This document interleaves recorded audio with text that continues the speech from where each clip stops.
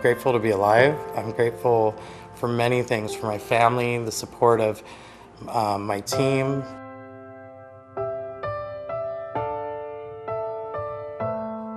So the fact that I walk into work every day, it's not a job for me, it's something that I enjoy and I love, is really the best gift of all. So I'm Oday Shakar, and I'm here in my New York City showroom, and I am an Iraqi American designer here in New York City. I was born in Southern California and grew up most of my life there until about the age of 12. Both my parents are Iraqi immigrants who came here for a better life, opportunity for their kids to have a better life. When I was a little boy, all I really loved to do was draw. I'd isolate in my room and I'd put my music on blast and I'd just sketch.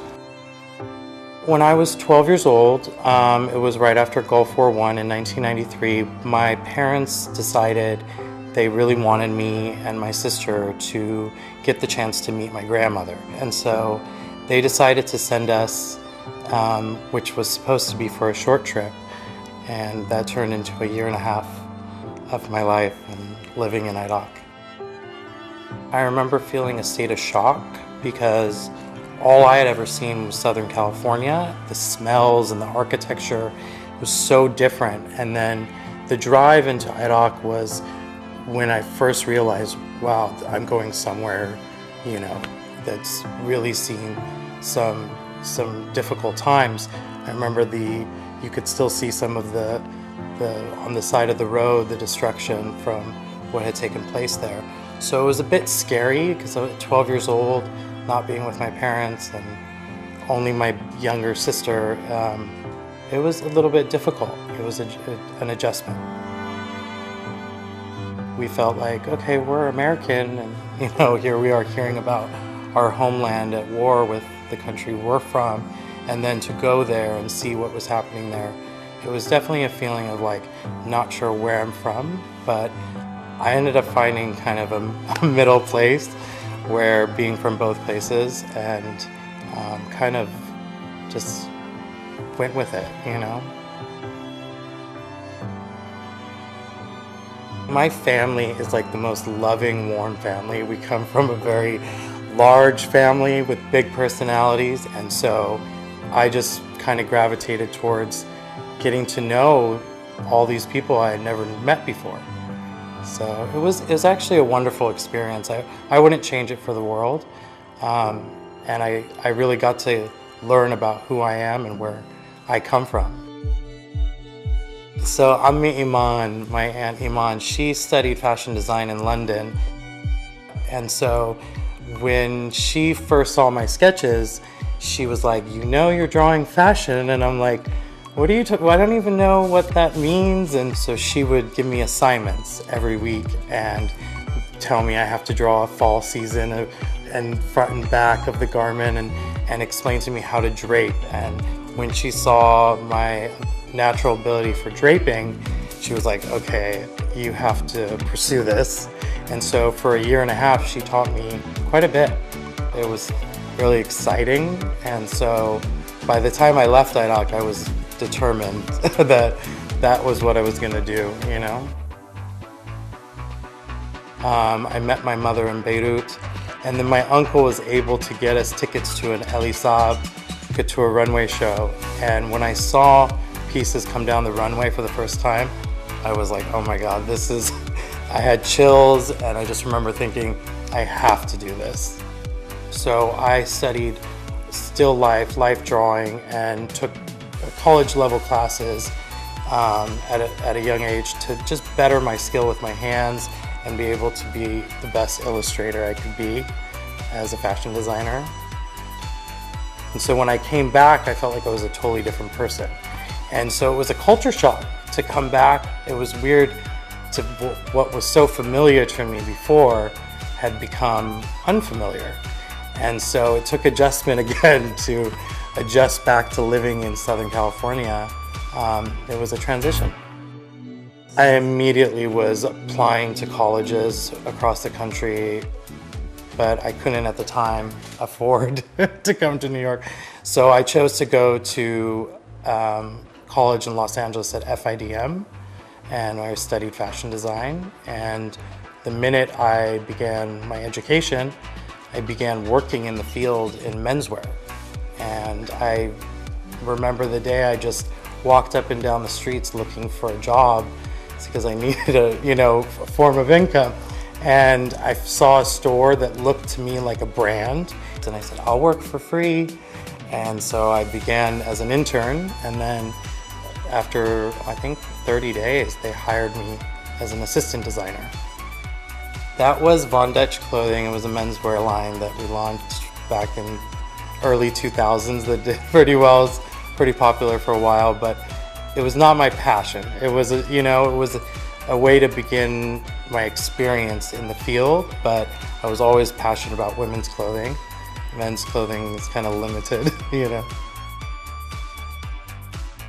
I met Christina Milian when I was actually at Von Dutch, and she became a bit of a friend, and the relationship grew, and she was releasing her first US album and had a single to be released and music video that they were producing, and asked if I would present them with designs for the music video.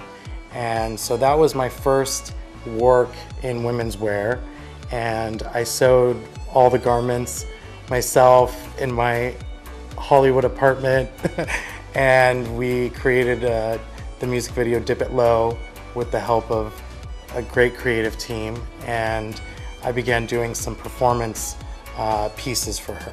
And then I actually took that experience and decided I was going to create my own evening wear pieces for women, and created 7 gowns on my own and showed at the Mercedes-Benz LA Fashion Week event where I had my pieces presented, and I was 21 at the time.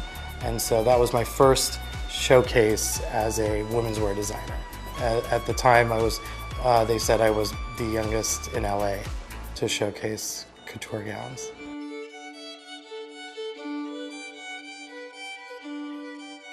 In 2008 was the big turning point in my life.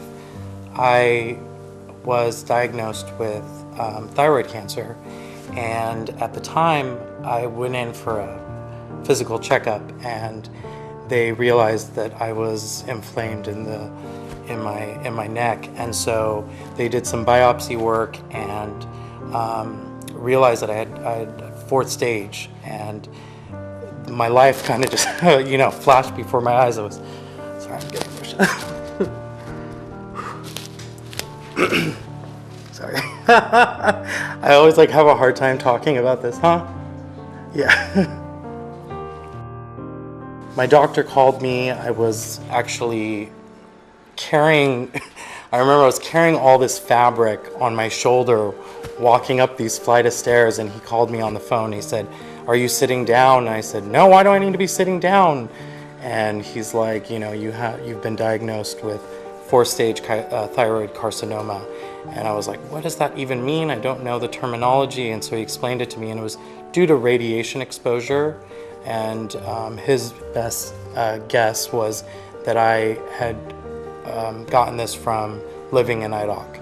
And so I had to have emergency surgery due to the extent of my diagnosis. And I had just started planning the release of my private atelier, and was in the works of building it, and had to have surgery. So I was in remission for almost 6 months, and I beat the cancer, and I've been cancer-free for many years now. But it taught me an extremely valuable lesson in life, is that you just never know.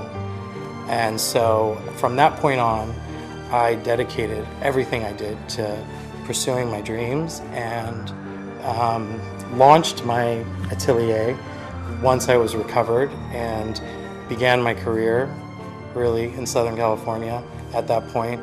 And I got very involved with cancer organizations, and started with Susan G. Komen and we live auctioned a few pieces, and it put me on the cover of the LA Times. And it was really the start to my career.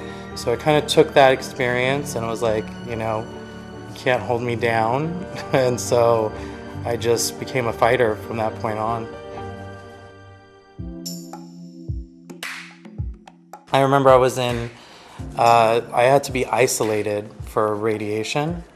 And so I just picked up my sketch pad and just started sketching. And by the time I was released, I had gotten the call that the atelier had been finished and that I could move in. And so I got my friends and my U-Haul, and we set up shop and moved the sewing machines in, and I began creating my first pieces right away. And it really kind of launched my career as a women's wear designer. It's a tough industry. It's always changing, and there's so many elements to it, but one of the things that I've kind of stuck with me is that you just can't give up, no matter what. So I was just able to move my business to New York City, and now I'm ready to kind of show the world what I'm doing. And so I came here and I began sketching away and designing and draping and creating my concept, and showcased for the first time at New York Fashion Week in September. Looking back, I just feel like so blessed that I was given the opportunity and able to put myself on a platform that would allow more people to see my work and see where I come from and where my aesthetic lies. I would say definitely feel like I'm living the American dream, in a sense that to see it first through my parents' eyes and the struggles they went through, and then to be able to take from their experiences as well as learn my own destiny and never give up.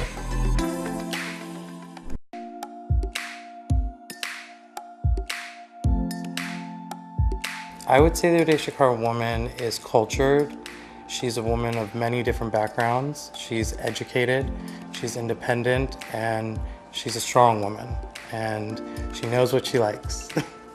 I think it's a woman with a distinct point of view that isn't really afraid to speak her mind, and you see it in the way she dresses herself, you see it in the way she carries herself. There was always a sense of that, and so I want the woman to feel when she puts the garment on, she feels empowered. He has amazing points of difference from other designers. I think it's very rarely that you find designers that will share so fully what their background is. His experience actually living a very full life in two distinctly different areas definitely colors what you see come through in the collection. So I try to marry the two worlds and reflect that in my clothing. If it's Arabic calligraphy I use in a print, or if it's a simple shirt design that has a very Western feel, and mixing those, it's always trying to blend the two and showcase the beauty that you can be from two different places. I have certain women that are kind of my muse. I am very much in love with Queen Rania. I've always loved her style, her elegance, her class and sophistication. My sister has always been a muse, my mother. I've learned from many women, and they teach me something new all the time. One of the first moments I had with a celebrity was when Sandra Bullock wore my dress. But from that point on, I've dressed many amazing women on the red carpet: Natalie Cole, Jennifer Carpenter, Diana Agron, Kelly Clarkson, and they're all strong women, So I love that part of it when you get to see your work come to life. A lot of the times we have a vision of what things are going to be like as designers, and until you're really in the field and in the business, you see that the business aspect of things, the production, manufacturing, there's so many elements to what goes into creating a label. You can't get that unless you get it through experience. He's gotten a lot of excitement from the press and the media in the Gulf area and in the Middle East. And in New York, it's been an amazing reception on the media side and with retailers. Everything's made in New York City. My showroom is located right in the heart of the garment district, and I was lucky enough to find the most amazing team. I think for a successful business, it's all about your team.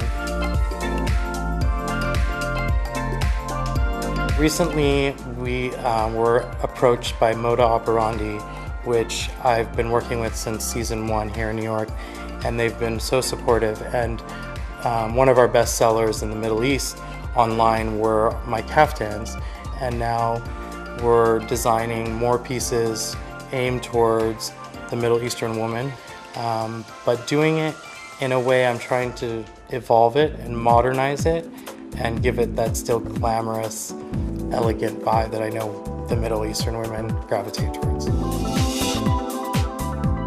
The brand is really growing, and we're getting into all sorts of new avenues of being able to offer the clothing for women. This has been an incredible experience, being able to grow through this process. I've been doing this now for over 17 years, believe it or not, and I wouldn't take back anything. Charity is really important to me. The first time I got involved with charities was in Southern California after my health scare, and I began giving back to cancer organizations, and then actually became on the board of one major cancer organization in Southern California. And it taught me that no matter how successful you may or may not be, there's always room to give back. Alhamdulillah. Shona Mama. My biggest influence in life, I think, has been my mother. Definitely my mother. She's like, we're very similar, and she's kind of my best friend. So she's definitely influenced me in many ways. And my father has also been a very strong influence. Just my mother has a place in my heart that no one can replace, you know?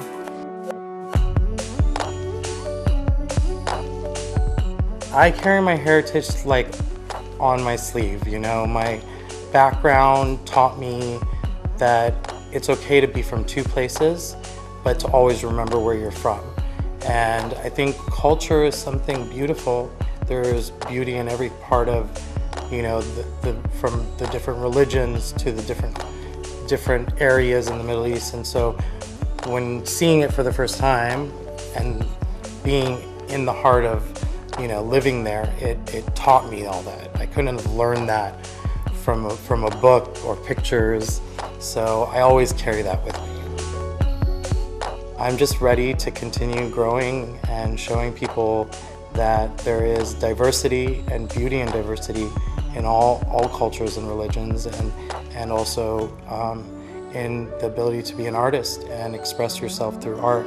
So this is my art, and I hope to share it more with the world.